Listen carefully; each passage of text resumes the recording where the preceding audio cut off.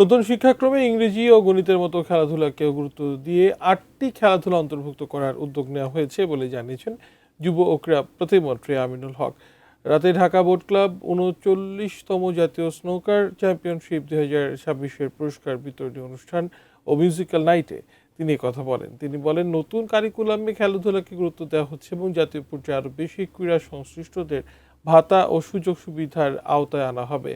প্রধানমন্ত্রী বিজয়ীদের অভিনন্দন জানিয়ে বলেন, স্নুকারের জন্য আরও উপযুক্ত ভেন্যু নিশ্চিত করা গেলে খেলাটির উন্নয়ন সম্ভব হবে। এ সময় তিনি খেলাটির সার্বিক উন্নয়নে সরকারের সহযোগিতার আশ্বাস দেন।